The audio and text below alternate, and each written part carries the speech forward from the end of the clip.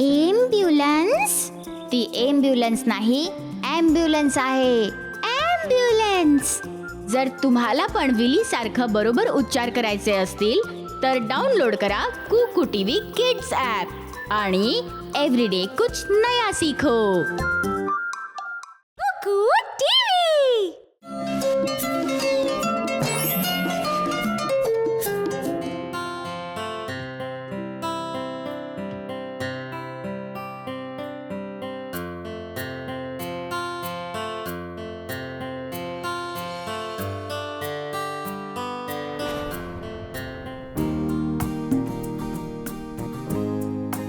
बाळांनो, तुम्ही का भांडत आहात? काय झालं? आजोबा, नील मला टीम मध्ये खेळू देत नाहीये. नील, तू त्याला तुझ्या टीम मध्ये का नाही खेळू देतेस? त्याच्यामुळे आम्ही आमचा गेम हारलो. तो नियमाचं पालन नाही करत आणि त्याच्यामुळे आम्हाला अजून एक गेम नाही हरायचा. नील खरंच बोलत आहे. आम्हाला मॅच जिंकायची आहे. ही बरोबर गोष्ट नाहीये मुलांनो. तुम्ही नेहमी टीम सारखंच खेळा.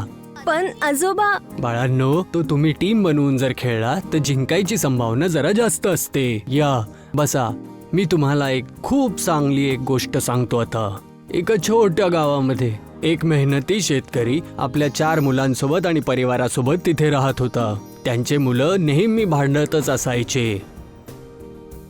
भांडण नका करू मुलांनो. किसान खूप दुखी झाला. एक दिवस आपल्या मुलांबद्दल जरा जास्त चिंता केल्यामुळे खूप जास्तच आजारी पडला. त्याने खूप विचार केला. सोबत राहणं आणि आपल्या मुलांना समजवण्याबद्दल शांत राहतील याचा विचार करायला लागला आणि त्यालाच तेव्हाच एक युक्ती सुचली. त्याने आपल्या सगळ्या मुलांना एक छडी घेऊन घराच्या बाहेर भेटायला लावलं. दुसऱ्या दिवशी मुलं घराच्या बाहेर त्यांची वाट बघत होते. सगळ्यांच्या हातामध्ये छडी होती. बाबांनी आपल्याला छडी लावण्यासाठी का सांगितलं? मला नाही माहित. मला पण तोच प्रश्न पडला आहे. त्यांचे सगळे मुलं उत्सुकतेने आपल्या वडिलांच्या मनात काय चालू आहे त्याचा विचार करत होते. तेव्हापर्यंत शेतकरी तिथे येतो.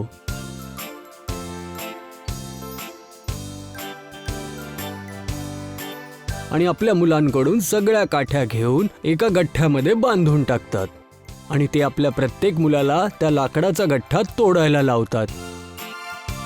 मुलांनो, माझी इच्छा आहे तुम्ही ह्या लाकडाच्या गठ्ठ्याला तोडायचा प्रयत्न करा. त्यांचे सगळे मुलं लाकडाच्या गठ्ठ्याला तोडायचा पूर्ण प्रयत्न करतात, पण त्यामधून कोणीच सफल नाही होत. शेतकऱ्याने तो गठ्ठा खोलला आणि प्रत्येक मुलाला एक छडी दिली. मुलांनो, आता आपल्या हातामध्ये दिलेली छडी तोडा. त्याच्या सगळ्या मुलांनी सोप्या पद्धतीने त्या सगळ्या लाकडांना तोडलं. मग किसानने त्यांच्या मुलांना सांगितलं, मुलांनो, एक एक काठी तुम्ही सगळे तोडू शकता, पण लाकडांचा गठ्ठा नाही तोडू शकत. तशाच प्रकारे त्या गठ्ठ्यासारखं तुम्ही सुद्धा एकत्र राहिलात तर कोणीही तुम्हाला नुकसान नाही पोहोचवू शकत. आणि असेच एक दुसऱ्यांसोबत भांडत राहिला तर कोणीही तुमचा फायदा उचलू शकतं. तर तुम्ही यातून काय शिकलात? जर आपण एक टीम बनवून खेळलो तर आपण जिंकूयात. आतापासून आपण सगळे एकच टीम बनवून खेळायचं. धन्यवाद आजोबा, आम्हाला एकता बद्दल सांगण्यासाठी आणि टीम बनवण्यासाठी. चला मित्रांनो, खेळूयात. जा बाळांनो, एका टीमच्या रूपामध्ये खेळत राहा आणि मजा करा. धन्यवाद.